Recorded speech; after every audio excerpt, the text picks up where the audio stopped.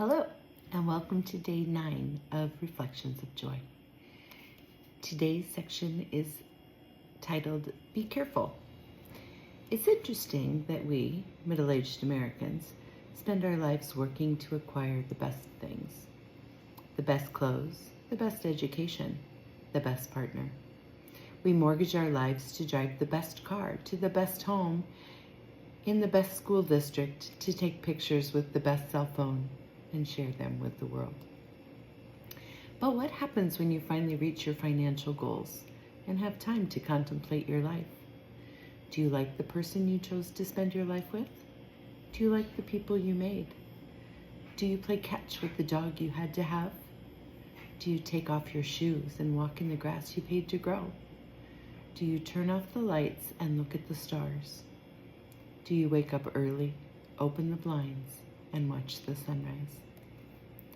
Today I had the good fortune to wake up 1,500 miles from home. I opened my eyes, adjusted to the dark, and planned my day from the comfort of bed.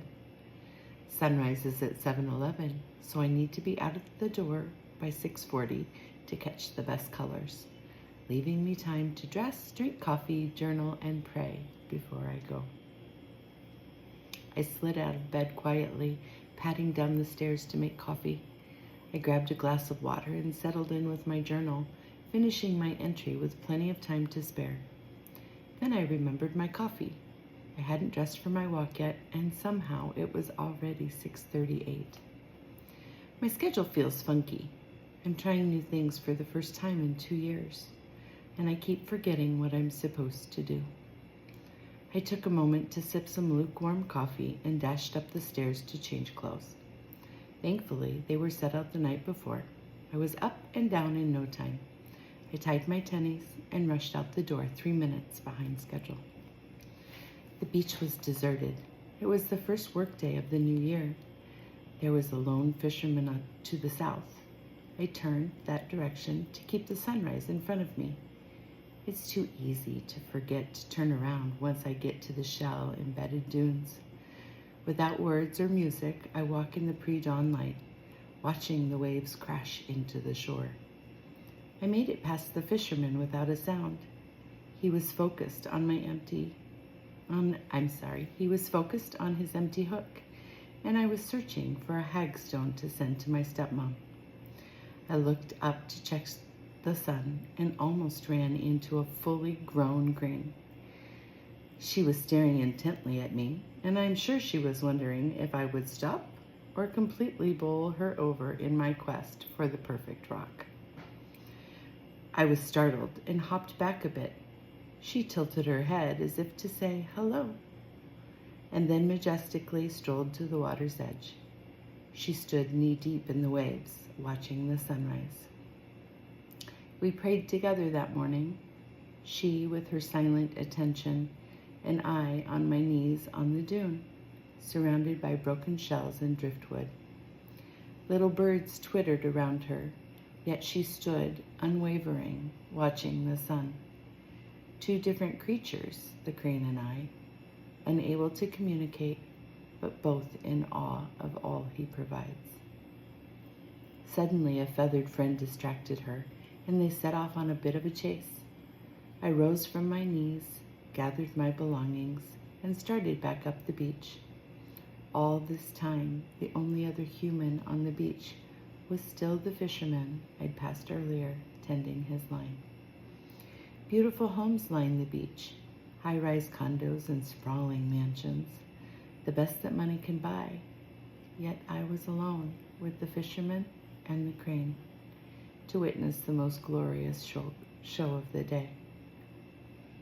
More than ever, our society seems dissatisfied, depressed, angry, and sick because we have forgotten to appreciate what is good, beautiful, and free to experience.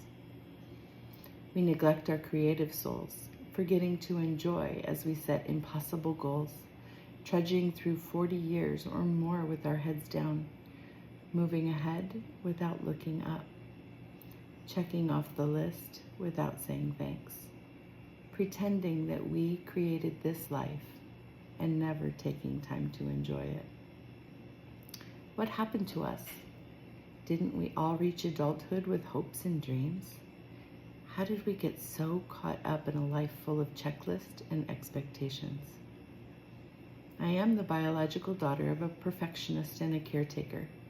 The best I can figure is this combination made me feel a little like I could never be good enough. But with hard work and love, I would likely be okay. As I reflect on the first 55 years, I realize how feeling like I wasn't enough pushed me to be impulsive and in your face when people didn't agree with me.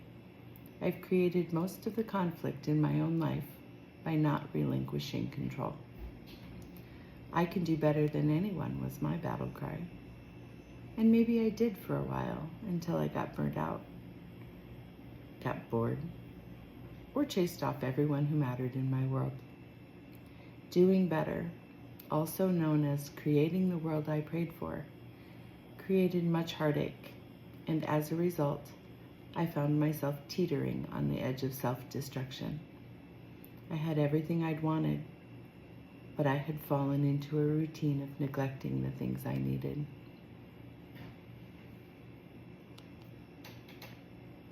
Writing this book has caused some of these feelings to resurface. I have a million great ideas, but the words don't write themselves. It's easy to get caught up in moments of self-doubt. I sit at my computer some mornings, fingers seemingly paralyzed by the fear that my story is just my story and no one really cares. Through the conversations of a tight-knit writer's cohort, I've learned this is called imposter syndrome.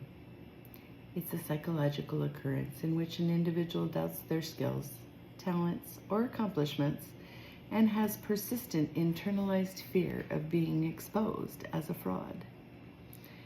Add this self-imposed affliction to my pre-existing feelings of inadequacy, and I can experience writer's block for several days. A brilliant idea will pop into my head, and within moments it becomes drivel, landing on the page in a mess that doesn't make sense. I struggle with what is relevant and what is simply filler. A million ideas. Which should I write about first? I've been stuck this week, but today, mid-shower, as the shampoo was running down the drain, my fog lifted and I realized how well my ideas work together.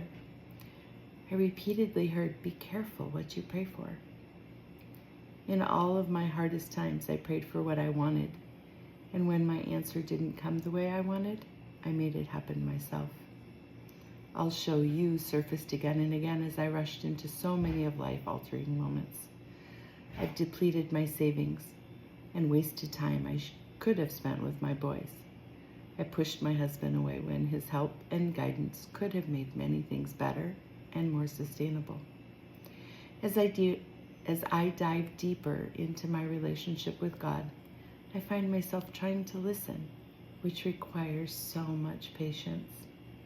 Of all of my skills, listening, followed by patience, are the ones I need to work the most on. I think about all of the life-changing moments that could have gone differently.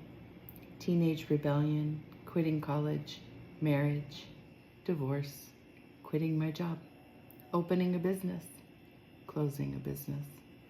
The list goes on and on and on. I know God was always with me, but I'm pretty sure I had my earbuds in to drown out his whispers of patience, common sense, and purpose.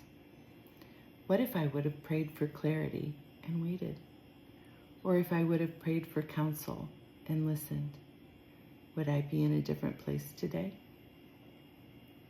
I believe I did good things, but I also know I could have done better if I'd stashed my ambition and pride in the trunk, allowing the Spirit to drive while I rode shotgun once in a while. I'm trying to be more mindful of what I pray for. I still ask for the things I want, but I've tried to open my heart, asking for guidance and patience when I receive the answers I didn't expect. Do you have unanswered prayers? Thanks for being here with me today, and we'll see you again tomorrow.